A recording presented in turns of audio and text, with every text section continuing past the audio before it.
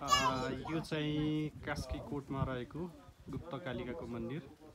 कुलमण्डल शाह वंशको पहिलो राजा कुलमण्डल शाहको दरबार हो यो। यहाँबाट शाह वंशको उदय विस्तार भएको थियो र यो 72 को भूकम्पले यसलाई क्षति गरेपछि पुनर्निर्माण गरेर अहिले यसरी भैरव खास गरी गुप्त कालीको पूजा आराधना गरिन्छ। यहाँ अहिले नवदुर्गामा विधिपूर्वक पूजा गरिन्छ र यो शाह वंशको पहिलो राजाले स्थापना गरेको मन्दिर हुँदा हिसाबले शाहवंशीय राजकुल लगायत देवी थापना, महाअष्टमी मा चाहिँ पञ्चबली विधिसहितको पूजा आराधनाहरू यहाँनिर गरिन्छ र अत्यन्त रमणीय ठाउँमा अवस्थित छ।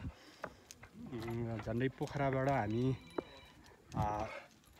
10 देखि 11 किलोमिटर गाडीमा यात्रा गरिसके पछाडि यहाँ आउन सकिन्छ र यहाँबाट हामीले पोखरा अन्तर्राष्ट्रिय विमानस्थल, पोखरा लेकसाइड, फेवाताल र यसको माथि काखमा कश्यप ताल, हामी यसलाई ठुली पोखरी पनि भन्छौँ यहाँको स्थानीय बोलीचालीको भाषामा।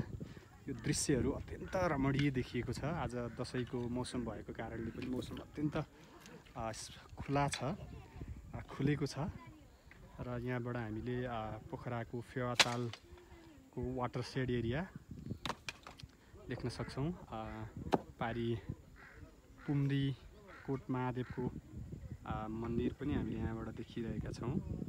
सँगसँगै चापाकोट, भदौरे, पामे, पञ्चासे क्षेत्र चाहिँ यहाँबाट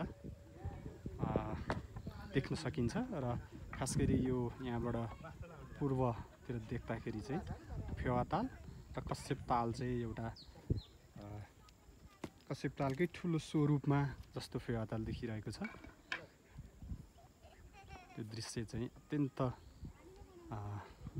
रमणीय र मनोरम दृश्य चाहिँ म तपाईँहरूलाई देखाइरहेको छु।